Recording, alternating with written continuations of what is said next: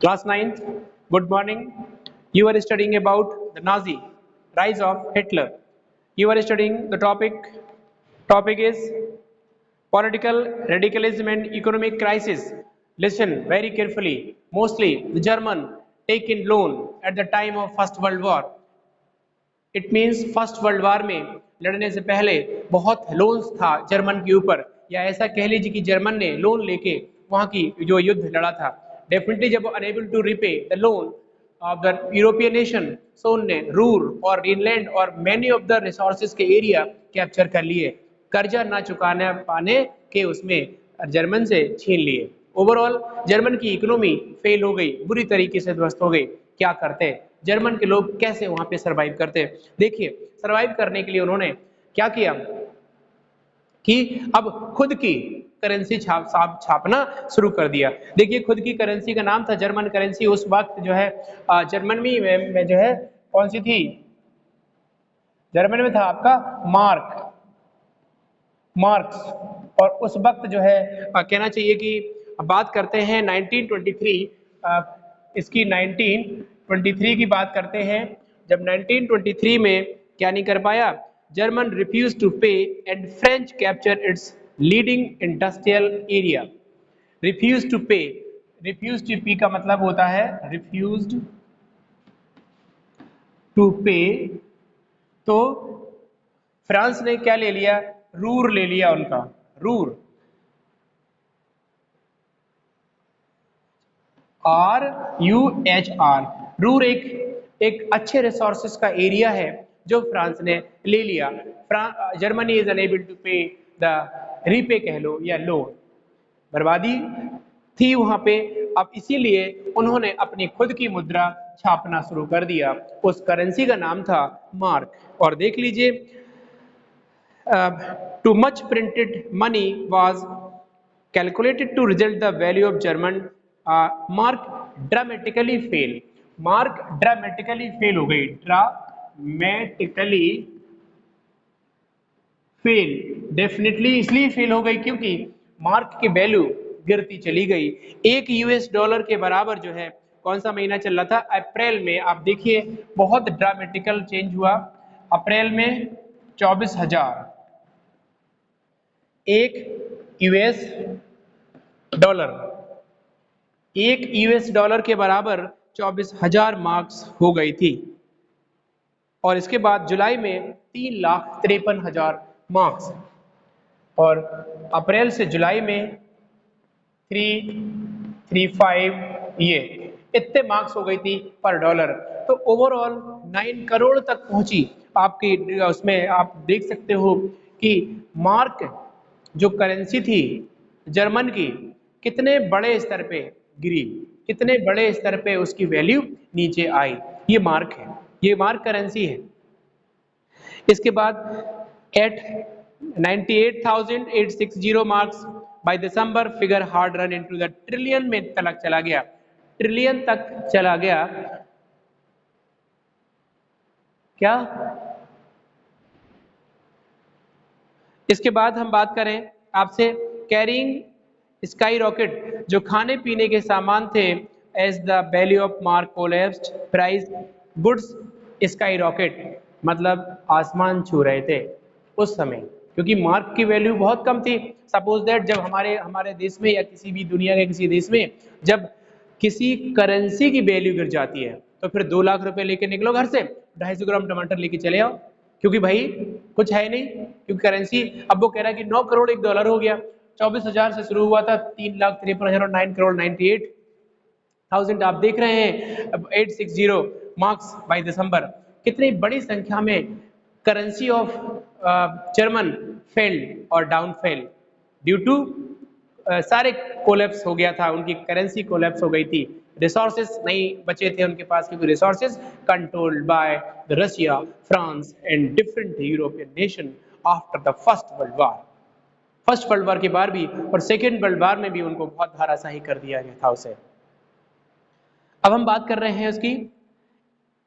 At this point of time the Americans intervened and paid Germany out of the crisis by introducing Dawes Plan, which reworked the terms of preparation case the financial burden suffered by German। US ने हाथ मिलाया फिर से, US की वजह से German हारा था और उन्होंने कौन सा प्लान दे दिया उसको, डॉस प्लान। एक कैसे कहना चाहिए कि कैसे हम डॉस प्लान मतलब योजना कैसे निर्माण करेंगे, कैसे हम फिर से प्री प्लान करेंगे। यूएस ने ऑफर दिया कि पैसा चाहिएगा, यू वांट टू लोन, ले लो। और हराया जर्मनी को यूएस ने था। अगर यूएस फर्स्ट वर्ल्ड वार में एंटर ना करता तो Germany invaded Russia and Belgium. बेहतरीन तरीके से उसने पोलैंड, रशिया, जर्मनी, बेल्जियम और रशिया पे कब्जा कर लिया था 1970। लेकिन यूएस को कैसे पड़ती, यूएस को तो आना ही है। यूएस आए और जर्मन की ताकत को कमजोर करते हुए जर्मन को सेंट्रल पावर के साथ एलाइज से हरा दिया और जर्मन के सारे रिसोर्स छीन लिए। जब रिसोर्स जर्मन में बिल्कुल हाहाकार मचा हुआ था तो कहता है Dawes plans you want recovered, rework करोगे, फिर से काम करना है तो लोन ले जाइए हमसे। देखिए मतलब जले पर नमक छिड़कना, ऐसा कह सकते हैं या नहीं कह सकते मुझे नहीं पता, लेकिन अगर कुछ ऐसा किसी के साथ किया जाए और फिर उससे कहा जाए कि भाई लो भाई पैसे ले लो, फिर से व्यापार स्थापित कर लो, तो वही होगा ना। तो अमेरिका। दूसरी चीज, ईयर ऑफ डिप्रेशन में 1924 और 1928 के बीच stability built on the sand, मतलब जो स्टेबिलिटी है 1924 के बीच, ये वाला क्वेश्चन है ईयर ऑफ डिप्रेशन। देखिए हम बात कर रहे हैं 1924 से लेके 28 की, ये 4 सालों में किस तरीके से ये सब बदला। वो कह रहा है कि हमारी जो स्टेबिलिटी थी वो बालू पर खड़ी थी, हमारी जो इकोनॉमी थी, हमारी नहीं जर्मन की बात कर रहे हैं, जर्मन इकोनॉमी थी वो बालू के ढेर पर खड़ी हुई थी। बालू का ढेर का मतलब होता है समझते हो ना, सैंड रॉक्स पे खड़ी हुई थी। German investment and industrial recovery dependent Holi of the short term loan, German का सारा इन्वेस्टमेंट शॉर्ट टर्म लोन पर डिपेंड कर रहा था, क्योंकि अमेरिका ने फिर से पैसे लगा दिए थे।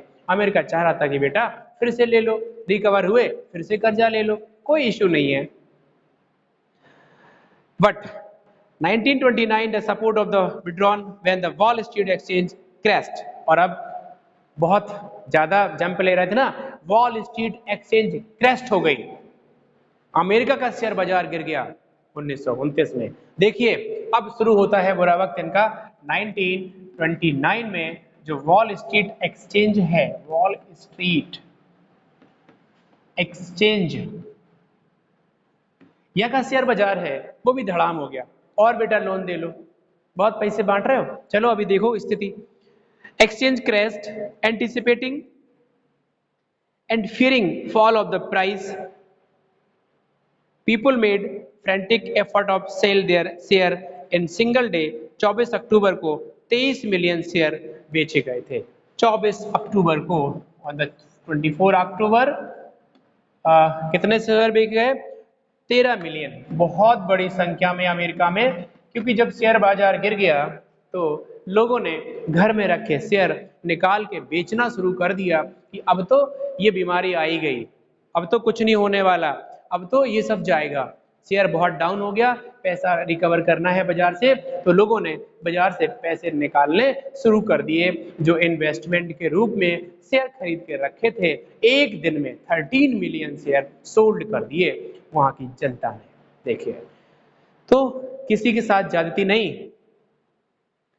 इसके बाद बहुत बड़ी चीज है, क्वेश्चन पूछा जाता है कई बार कि ऐसा एक दिन बताइए, वो है 24 अक्टूबर जो यूएस में 13 मिलियन शेयर बेच दिए थे। This was beginning of the great economic depression, और यह है ग्रेट इकोनॉमिक डिप्रेशन की शुरुआत है। Great economic depression GED in US, क्योंकि Wall Street exchange crashed 1929 and the one day or a single day on 24th of October 13 million shares were sold by the people in the market, collected money from the market, और बाजार से पैसा इकट्ठा करने लगे। भाई इकट्ठा मतलब डला नहीं था, कैसे करेंगे, शेयर बेच के पैसा वापस, सामान लिया था कि शेयर बढ़ेगा लेकिन शेयर बाजार चला गया, वॉल स्ट्रीट एक्सचेंज चला गया, शेयर बाजार खत्म तो काय का share. During the period of 3 years between 1929 and 1932, अब 1939, 1929 और 1932 वो कह रहे हैं इन तीन सालों में स्थिति national income the national income क्या है of USA reduce to half. मतलब जो अमेरिका की जो राष्ट्रीय आय थी, जो national income of the US from 1929 to 1932 become half. Half हो गई, बेचारों की नेशनल इनकम जो थी वो यूएस की हाफ हो गई। बहुत कर्जा बांटते हैं ना, चलो हाफ हो गई, 1/2 हो गई इन 3 सालों में 1929 से। अरे शेयर एक प्रॉपर एक पेपर्स होते हैं, कुछ ऐसी चीज एक प्रॉपर्टी होती है, जिस प्रकार आप सोना बाजार से खरीदते हो, चांदी बाजार से खरीदते हो, घर में रख लेते हो, उसके रेट बढ़ने पर बाजार में बेचते हो, इज अ शेयर, है ना। पेपर्स के रूप में कुछ करेंसी होती है कि आपने खरीदे वो पेपर्स और अपने घर में रखे या कहीं और रखे, वो महंगे होने पर आपने बाजार में सेल कर दिए, आपने मुनाफा कमा लिया। शेयर बाजार, वॉल स्ट्रीट एक्सचेंज, यही तो है बिजनेस। पैसा है, इन्वेस्ट किया किसी में, दिस इज अ शेयर। ठीक है, तो एक प्रॉपर एक वस्तु है, प्रॉपर एक थिंग्स है जिसे हम खरीदते हैं और उसके प्राइस बढ़ने पर हम उसे बाजार में बेच देते हैं, कुछ अर्निंग कमा लेते हैं, कुछ मुनाफा कमा लेते हैं, इसी को कहते हैं शेयर। तो वॉल स्ट्रीट एक्सचेंज धराशाही अमेरिका की जो कमाई थी वो आधी हो गई राष्ट्र की। इसके बाद factories were down, export fail, farmer were badly hit at those invest were money in the withdrawn their money from the market। भैया मार्केट धाराशाही, एक्सपोर्ट खत्म हो रहा था और इंपोर्ट कम हो रहा था। दूसरी इंपोर्ट कम का कोई वो नहीं है, एक्सपोर्ट खत्म हो जाना बड़ी चीज है। हम ज्यादा चीज बेचें और कम चीज खरीदें तभी तो पैसे बचेंगे। माय डियर स्टूडेंट्स, अगर आपके घर में, आपके परिवार में, फैमिली में कमाने वाले ज़्यादा हैं, इट मीन्स एक्सपोर्ट ज़्यादा होता है, आपके घर में जितने भी लोग हैं, एक्सपोर्ट का मतलब होता है कि बाहर हैं या अच्छे जॉब में हैं, अच्छे बिजनेस में हैं, तो आप इंपोर्ट कम करेंगे। इंपोर्ट का मतलब है कि आप कर्जा कम लेंगे दूसरों से आप। और if you have the land property, so सारे के सारे जितने भी थिंग्स है gaining from the land resources, तो आपको कम से कम जब सामान खरीदना पड़ता है तो उस घर की, उस परिवार की आय बढ़ जाती है। यही है कि जब हम ये सब करते हैं तो हमारी इनकम बढ़ती है, हमारे परिवार की आय बढ़ती है, वही हम लोग पढ़ रहे हैं। दूसरी चीज, फैक्ट्री सेटअप हो गई, एक्सपोर्ट फेल हो गया, फार्मर बहुत बुरी तरीके से हिट हो गए। और दूसरी चीज, the effect from the recreation US economy were failed world wide. और यूएस की जो इकोनॉमी है 1929 से 1932 के बीच यूएस अमेरिका की इकोनॉमी बुरी तरीके से धराशाही हो गई, है ना। क्योंकि इसके साथ German economy was worst hit by the economic crisis. German तो वैसे ही परेशान था, जर्मन की इकोनॉमी वैसे ही हिट हो रही थी, जर्मन तो वैसे ही उनसे हला हुआ था कि भाई कैसे हम इस इकोनॉमी को बूम करें, कैसे हमको रिकवर करें। लेकिन साथ साथ अमेरिका का कर्जा देना भी कहीं ना कहीं उनका पैसा भी डूब गया। बात कर रहे हैं हम 92, industrial production was decline 40% of the 1992 level. 1992 के हिसाब से 1932 में जो व्यापार था वो 40% नीचे आ गया, 40% गिर गया। इसके बाद worker loss their job were paid lower wages. जो कंपनी में काम करने वाले लेबर थे या वर्कर्स थे, काम छोड़ दिया क्योंकि बहुत कम पैसे वो दे रहे थे, इसीलिए अनेबल टू पे the proper money, so left the work from work by the left the work by the worker from the industry, from the factory। और ऐसी कंडीशंस वहां पे बन गई जो कंडीशन देखने लायक थी।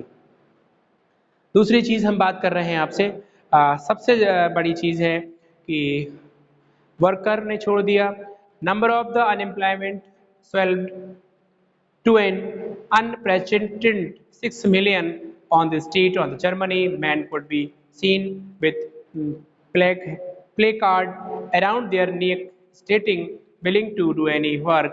और जर्मन में ऐसी विपत्ति आ गई कि जर्मन के लोग गर्दन पे पट्टी बांध कर निकलते थे और ये कहते थे कि कोई काम है क्या, I want to do something, anything, कुछ भी आप कराइए, साहब थोड़ा सा काम दे दीजिए। ऐसी स्थिति जर्मन को झेलनी पड़ी और वो कहीं ना कहीं उसका रीजन था कि वर्ल्ड वार में हिस्सा लेना। फर्स्ट वर्ल्ड वार, पहले ऑन मार्क की वैल्यू क्या थी? पहले बेटा मार्क की वैल्यू सही थी, प्रॉपर जो रुपया था उसका एक्यूरेसी इस पे नहीं है, लेकिन उस पे एक प्रॉपर डाउनफॉल नहीं थी। जिस प्रकार रुपया है उस प्रकार मार्क की हालांकि नीचे थी, लेकिन इतनी नहीं थी कि 24,000 हो जाए या 9 करोड़ हो जाए। 9 करोड़ हम 9 करोड़ रुपए दे, वो 1 रुपया दे, है ना, ऐसा नहीं था। ठीक है पीयू? तो पहले प्रॉपर मार्क्स था और मार्क उन्होंने चूंकि करेंसी एक्स्ट्रा छपवा दी।